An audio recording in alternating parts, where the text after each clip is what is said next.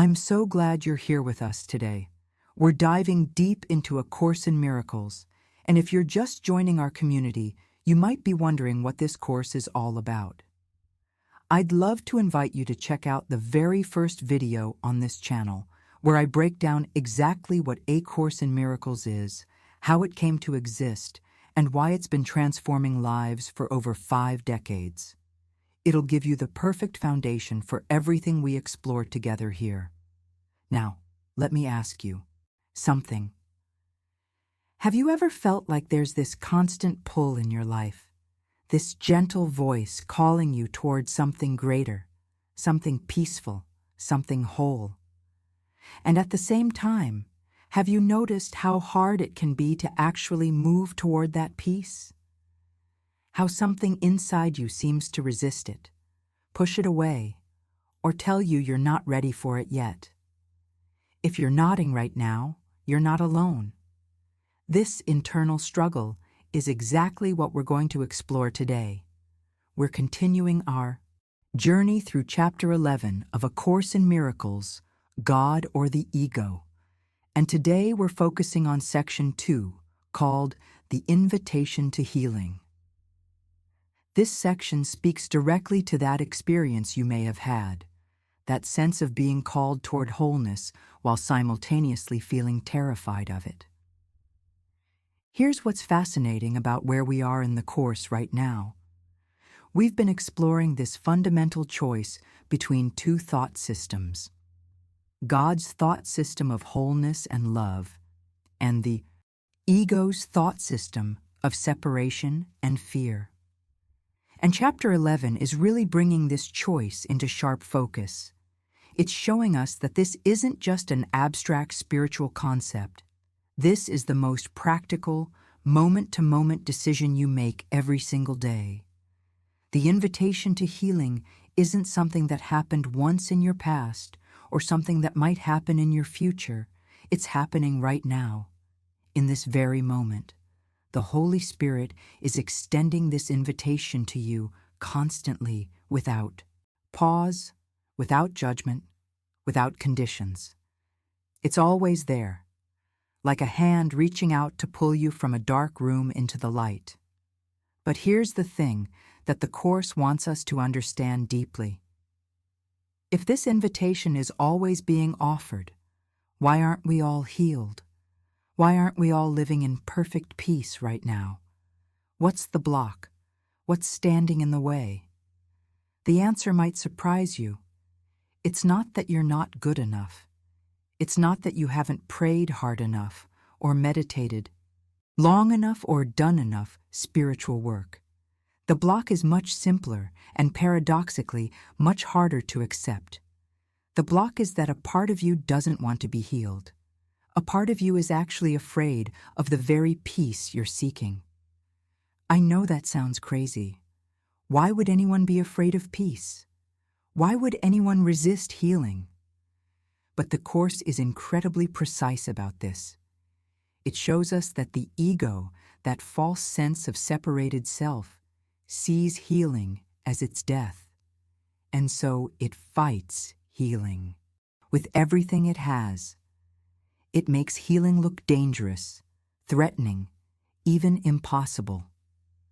Today, we're going to look at this invitation with fresh eyes. We're going to understand what true healing really means, why we resist it, and most importantly, how we can finally say yes to it. Because the truth is, you deserve to be healed.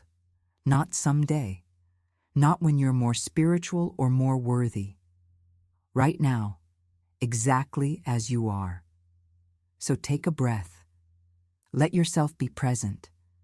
And let's explore together what it means to accept the invitation to healing that has been waiting for you all along. What healing really means. Let's start with something that might completely change how you think about healing. When the Course talks about healing, it's not talking about what you think it's talking about. This isn't about fixing your body, improving your circumstances, or making your problems go away. This is about something so much deeper, so much more radical, that when you truly understand it, everything shifts. True healing, according to A Course in Miracles, is the recognition of who you really are. It's remembering. It's like waking up from a dream where you thought you were small, limited, vulnerable, and separate, and suddenly realizing, oh my God, that was never true. I am something completely different than what I believed. The Holy Spirit's invitation to healing is an invitation to remember your identity as God's perfect creation. Not the person you see in the mirror, not the personality with all its flaws and quirks and history, but the eternal, unchangeable, completely whole being that you are in truth. This is what healing means. It's the restoration of awareness. It's coming back to sanity. And here's what makes this so powerful. This invitation is constant. The Course tells us that the Holy Spirit never stops calling to us. Never, not for a second. Even when you're completely lost in fear, even when you're deep in ego thinking, even when you've forgotten everything spiritual you ever knew, the invitation is still there. It's like a radio signal that never stops broadcasting. You just have to tune in to hear it. Now let's talk about the difference between the ego's version of healing and real healing, because this is where most people get confused. The ego has its own healing program, and it sounds really good. The ego says, let me fix this problem. Let me make this situation better. Let me get rid of this pain, or this person, or this circumstance, and then you'll be healed. But notice what the ego is doing. It's accepting the problem as real and then trying to manipulate the external world to solve it. It's saying, the problem is out there, and the solution is out there too. This is not healing. This is rearranging deck chairs on the Titanic. You might feel better temporarily, but nothing fundamental has changed. True healing goes to the root. It says the problem was never in the world. The problem was never in your body or your circumstances. The problem was in your mind. The problem was the belief in separation, the belief that you could be something other than what God created you to be. And when that belief is corrected, when that false idea is released, healing happens automatically. Wholeness is restored because wholeness was always there, just hidden by a wrong thought. God's will for you is perfect wholeness, not wholeness you have to earn or achieve or become worthy of. Wholeness that already is. Wholeness that has always been. Wholeness that cannot be lost because it was given to you by God Himself in your creation. The invitation to healing is simply an invitation to accept what has always been true. This is the invitation that's being extended to you right now, in this moment. Are you willing to hear it? Why we say no to peace. Now we come to the part that's really uncomfortable, but absolutely necessary to understand. If the invitation to healing is constant, if God's will for you is perfect, wholeness, if the Holy Spirit is always calling you back to truth, then why aren't you healed? Why is there still pain, still fear, still suffering in your experience? The answer is brutal in its simplicity, because you don't want to be healed. Not all of you, anyway. There's a part of you that is absolutely terrified of healing, and it will do everything in its power to keep you from accepting the invitation. That part is the ego. And the ego's fear of healing is not irrational. From the ego's perspective, healing is death. Because if you are healed, if you remember who you really are as God's perfect creation, then the ego doesn't exist. The whole identity you've built around being a separate, autonomous individual, with your own life and your own problems and your own story, dissolves like a dream when you wake up. Think about it. The ego has invested everything in the belief that you are a body, a separate being in a hostile world, vulnerable and incomplete. Healing undoes all of that. Healing says, none of this was ever real. You are spirit, not a body. You are whole, not incomplete. You are safe in God, not vulnerable in the world. For the ego, this is annihilation. So the ego fights healing with every weapon it has, and its primary weapons are guilt and unworthiness. The ego whispers, "You don't deserve to be healed. Look at all the things you've done. Look at all your mistakes. Look at how far you've fallen. You need to be punished, not healed." This voice can be so convincing, so authoritative that you believe it completely. Or the ego uses fear. It says, if you let go of your defenses, if you open yourself to healing, something terrible will happen. You'll be vulnerable. You'll be hurt. You'll lose yourself. The ego makes healing look dangerous instead of safe, threatening instead of liberating. And here's something most people don't realize. We're actually attracted to suffering. Not consciously, of course. Nobody wakes up and says, "I think I'll suffer today." But unconsciously, there's a strange comfort in suffering. Suffering proves the ego's story. Suffering validates the belief in separation. Suffering gives you an identity, something to talk about, something to fix, something to make you special. The Course says we cling to sickness because we think it gives us something. Maybe it gives us attention. Maybe it excuses us from responsibility. Maybe it proves we're victims and therefore not guilty. Maybe it just feels familiar, and the unknown of healing feels more frightening than the known pain of sickness. This is the cost of refusing the invitation. You stay in prison when the door is wide open. You suffer when peace is available. You remain in darkness when the light is shining. Not because God is withholding healing from you, but because you're withholding yourself from healing. The question is, are you ready to see this? Are you willing to look honestly at how you block your own healing? Because the moment you see it, the moment you recognize the game the ego is playing, you can choose differently. The decision for wholeness. So here's the beautiful truth that changes everything. Accepting the invitation to healing doesn't require you to be perfect. It doesn't require you to understand everything. It doesn't require you to be spiritually advanced or to have done years of inner work. It requires only one thing: willingness. That's it. Just a little willingness. The Course says over and over that your willingness is all the Holy Spirit needs. You don't have to know how healing happens. You don't have to make it happen. You just have to be willing to let it happen.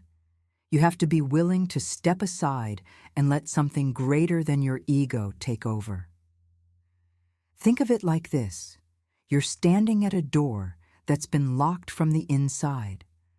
The Holy Spirit is on the other side, ready to flood your life with light and peace and wholeness. But He can't turn the handle from His side. You have to turn it from yours. That's your willingness. That's your yes.